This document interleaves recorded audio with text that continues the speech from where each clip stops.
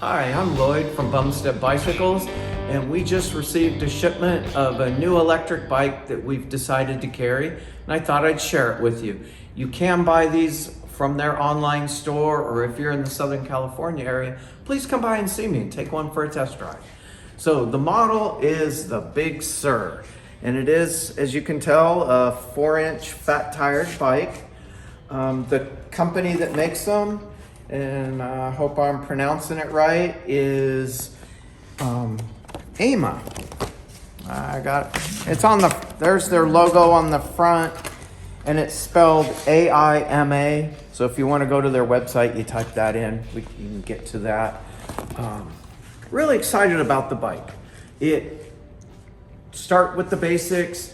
It comes in 2 colors, this kind of cream white or a matte black. They only come in a step-through frame, which in the fat tire bike I tend to prefer anyway. I think it works out well. Rack, fenders, all the basics you'd expect in a fat tire bike. Some of the things I really like though, right off the bat, a wider, more comfortable seat than most of the companies put on their stock bike. Customers always in the store are upgrading saddles because it doesn't have this. So right off the bat, you don't have to upgrade your saddle. So there's kind of just generic look of the bike. One thing they're really proud of, and you're hearing about fires and problems with e-bikes. So this bike is fully UL certified, passes all of the certifications needed here in the US. So very important. Love to see that. Now kind of onto the spec of the bike. You'll notice in the frame, it is an aluminum frame. They do a process called flat welding. You'll notice there's no big weld marks anywhere on the frame. Just makes for a beautifully smooth and sleek frame, and also very strong. It's a 750 watt Bafang motor. Again, Bafang's one of the industry standards, well known. Powerful motor for those big tires.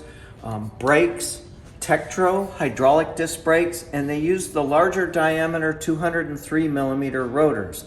Gives you a little more stopping power and a little more cooling. Definitely upgrade that most people cut corners on their bikes. Shimano Altus 8-speed rear derailleur and Altus shifter. Again, not skimping there, not using a Shimano tourney. They're using the good stuff. Suspension fork. Again, pretty generic there, like most of the companies using, but it does have it. Full fenders. I like the tan wall on the tires. I think it just looks good. Also reflective on the tire. Here's one that's kind of interesting too. It's a 100 lux, like oversized front light on this. It comes front and rear lights, but that front light, just a lot of power, big spotlight out in front of you. A lot of companies use tiny little lights just to barely make you legal. This puts a good spot out there. Up here on the handlebars, so a full color screen, tells you how fast you're going, kind of all the particulars you need. Also has a USB port under here, so if you want to charge your phone, you can easily charge your phone while you're on the fly.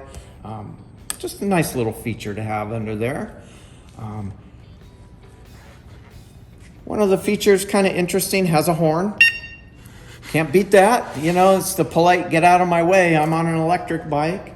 Throttle, which is nice. I always prefer, and if you've watched any of my videos, I prefer a thumb to a twist throttle. Works well. Controls, easy to get to.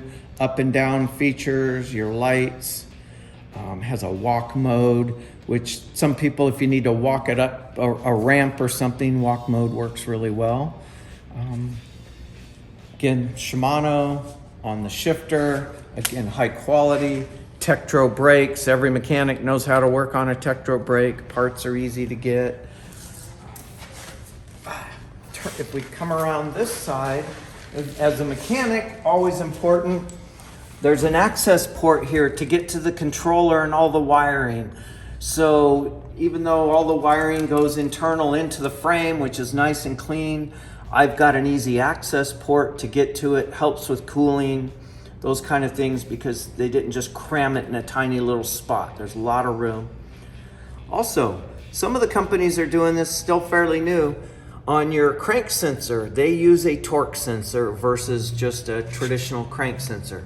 Advantage there, much more intuitive on the acceleration.